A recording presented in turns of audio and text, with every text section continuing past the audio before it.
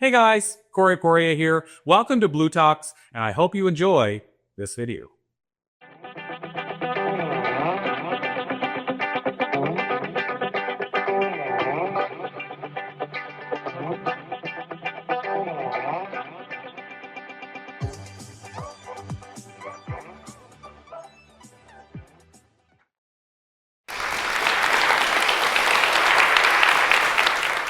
Thank you so much. It's great to be here, and it's just like a dream for me to be here because I threw my heart over the fence, and the rest of me followed.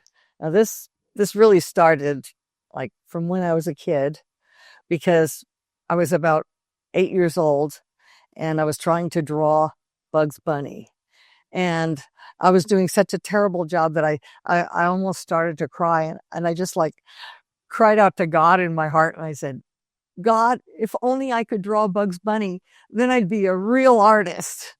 Well, it was weird because about 20 years later, I found myself at Warner Brothers, and I was working on Space Jam, and I was drawing Bugs Bunny. And all of a sudden I remembered when I was a little kid and I had wished that I could draw Bugs Bunny. And I realized that I threw my heart over the fence, and the rest of me followed. And so this is the amazing thing, that our hearts really are the things that propel us into whatever is our dream. Our real wishes really come out of our hearts. Science proves it. I mean, like when you think about it, we're kind of like plants. You know how you take a little seed, and the little seed looks like nothing. It looks like just a little ball of nothing. But within that seed is all the information that it needs to become a big plant, a big tree, everything it needs if it gets the right conditions to grow in. And so what's so crazy is that what comes out of our hearts, what we want to do is that little seed. We don't realize how powerful it is. What does a seed do? It has to start out in the dark. And just like us, we don't know what our little dreams feel like little nothings. And then we have to go through the dirt. You know, we're planted in the dirt. So we don't see anything. But what are we trying to do? The little plant is going towards the light. And I thought of this one day, that if you were a little plant growing, maybe the reason why you want to grow towards the light is because you just really want to get out of that dirt. But the thing is that you need the dirt in order to grow. You can't survive without the dirt that we grow up in. And every one of us probably had a lot of fertilizer in our lives, right? When I was a little kid, there was one word that changed the trajectory of my life. My sister was reading a book, and I asked her, I said, what are you reading? She was my big sister, who was really smart. And she says, an autobiography. And so I said, well, what's an autobiography? What does a 6-year-old know, right? So she said, that's when you write down your life story. And I went, oh my God, they're going to make me write it down? And the whole thing? And I've forgotten so much already. So right then and there, I sat down and I tried to remember everything that happened that day, and the day before, and the day before, and the day before. And I said, I can't forget anything, because I pictured that I was going to have to stand before this tribunal of people who would be listening and judging me for what I had, remembered. And so it got so that like every week I'd remember more. And eventually I had a birth memory, and I remembered being born. And it was so crazy because in the birth memory, I was inside my mom, and I was thinking, I can't make it. Because like this little, I knew I was supposed to come out, but there was this little tiny hole, and it was too small. And I kept saying, I can't make it. And I was like crying out. And then suddenly I saw a man in front of me, a big face of a man, but he was blue and he had a turban on. And he said, you must make it. He's like commanded me. And so I just felt like, oh no, no. But suddenly I felt my head squeezing, and then I I said, I can make it, I can make it. And soon I was out. Well, but I was terrified because before I was born, before that moment, I was like a big light, and I just felt so much love for everybody. And I just felt like I had this great joy and mission that I was going to just come and give all this love to the whole world. But in that moment, I was frightened coming out. And then this big man picked me up, and he looked huge. And I thought he was huge. I didn't realize I was small. Right? So I was this tiny little thing, but he was huge, and I was terrified. And I was so scared. I couldn't see him very well, but I could smell his frock, his whatever he was wearing, and he had a little mask on and a cap on his head, being a doctor. And he picked me up and took me in the other room. And I was saying, no, I was crying out myself, crying out, saying, no, take me back to that thing that I came from. I didn't know it was my mother, but I wanted him to take me back. But he lifted me up and looked at me, and suddenly my eyes did focus for a second on his face, because my whole thing was like, I was afraid he was going to kill me. When my eyes met his, I realized he wasn't going to kill me, and that his eyes were kind. So then I knew I was okay. But then he put me down in this little bassinet, and I was so scared that I still wanted to go back there. And so he left me all alone, and I remember just crying miserably. And then I went, and I fell asleep. But anyway, that birth memory really impacted me a lot. My mother was such a wonderful person. She helped teach me a lot about psychology. Like, we'd walk down the street together, and one day we heard some kids that were just screaming at each other and saying bad words. And I asked her, I said, Mom, why are they doing that? Because I never heard bad words at home.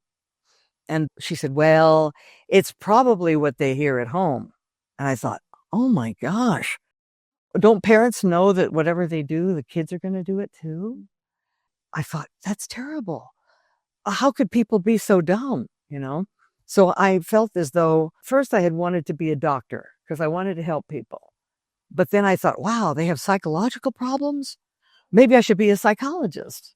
But then I thought, well, if all their psychological problems happen when they're like little kids from bad, parents and stuff, then why not just raise people the right way from the beginning?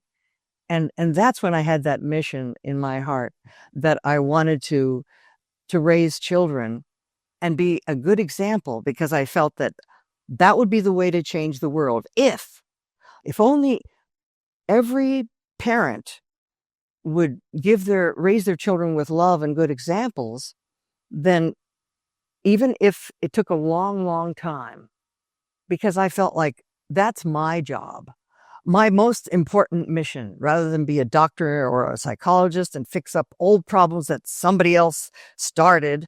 Why don't I start with a new family that could have a good influence in the world?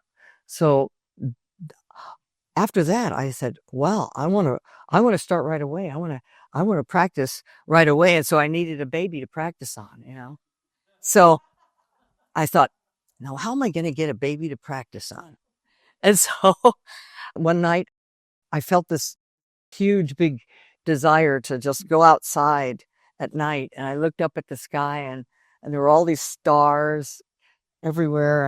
And it just was so beautiful. And I felt like, what can I do? And suddenly I saw a shooting star, and I just watched Pinocchio, and I thought, when you wish upon a star. So I said, this is my big chance. What am I going to wish for? So I thought, suddenly I had I got the answer. I said, if my mother gets pregnant, I'll get to take care of the baby. So I just threw my heart up into the universe, and I said, God let my mother, I wished for a baby brother. And I wished for a baby brother, and I just felt like the universe heard me. And so I went back in the house, and that was it. I didn't tell anybody. It was my big secret. Well, then a few months later, my mother started getting a little fat. So I said, "Gee, Mom, are you getting fat?" And so she said, "No, I'm afraid I might be pregnant." I said, "This is my wish. Maybe this is my wish." And I said, "Mom, that's great." And she said, "Well, I don't know how happy your father is about it. He wants me to have an abortion." And here I was like 7 years old. She probably should have never told me that, because I said, "What's an abortion?" I didn't know what that was. And so then she said, "Well, that's when they take the baby out." And I went, "No, no, you can't take the baby out. That's my little baby brother, you know?" And so I was like devastated, and I started to cry. And she said, "Don't worry, Ruthie." She said, "I'm not going to do it because I love kids. And besides, I didn't do it when he wanted to do it for you and your sister." And I said, "Oh my God." It was like a knife in my heart, because I loved my dad and I thought he loved me. And I'm sure he did once I was born. But I didn't understand that at 7 years old. And so I thought that I was just devastated. And when my mother saw how I reacted, she said, "It's not because of you, Ruthie. It was because of the $350 it would cost at the hospital bill." And then I thought, "Oh my God, you mean money's more important than me?" So then and there, I made the decision, or I came to the conclusion, wrongly or not, that if you were somehow inconvenient, too expensive, or not useful, then they could get rid of you. So after that, it was like all of a sudden my heart just went, it vanished. It went up into somewhere else, and it vanished, and I didn't feel anything. And then, but then a few months after my mom had my little baby brother, my heart came back, and I just felt so wonderful that, I just loved him so much. So I did everything for him. I changed his diapers. I walked around, carried him, showed him everything, talked to him all the time. And, but at any rate, let me fast forward, because that was what made me want more children. And I used to want 13 children. And I had to finally, like, quit on a lucky number, because there was only so much I could do. And but let me go forward, because I only have 5 minutes left. So I met, look at when I got to be in my 20s, and I was looking around to have my own children. I was interviewing all these different guys, and nobody wanted kids. So I decided that I was, getting desperate. I was like 21. Can you believe it? I was desperate at 21. So, but anyway, so I finally met this one guy came along, and he was so perfect. He seemed like Mr. Right. He wanted not just children, he wanted a whole orphanage full of children. He had the biggest heart in the world, and he just love bombed me like crazy. Unfortunately, he pressured me into getting married right away, and we had to say those words, "Till death do us part."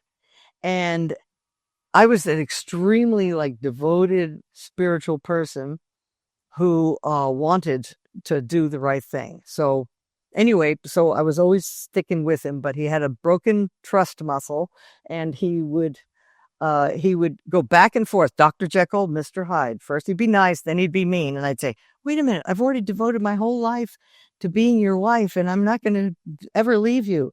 But he was very fearful all the time, and he would clamp down and control me.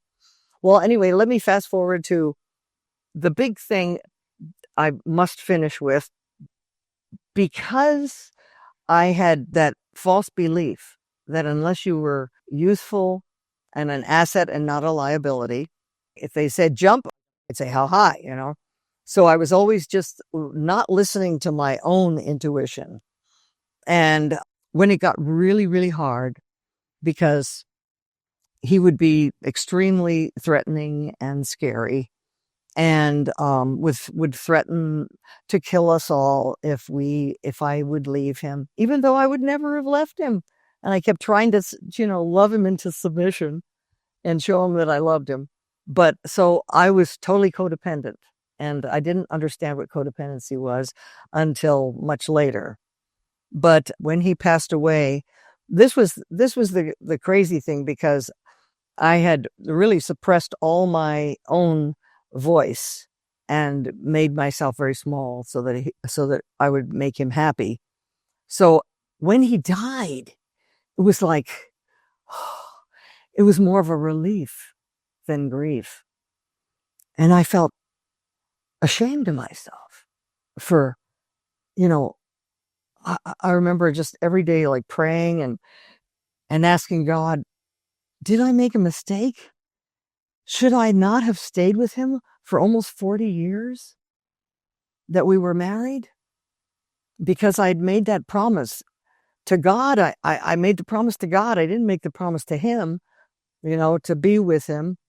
But then after he was gone, I thought, have I wasted my life being this slave to somebody else? And so I remember one day I was, that I just I was crying and praying, and my tears fell down, and I opened my Bible and I looked at where my tears landed on the Bible. And I said, what did it land on? And it said, and I will restore to you the years that you wandered in the desert. There were different scriptures. One said, the 40 years that you wandered in the wilderness, I was with you. And the other one was, I will restore to you to what the locusts have eaten. And then there was another scripture that said, do not be ashamed.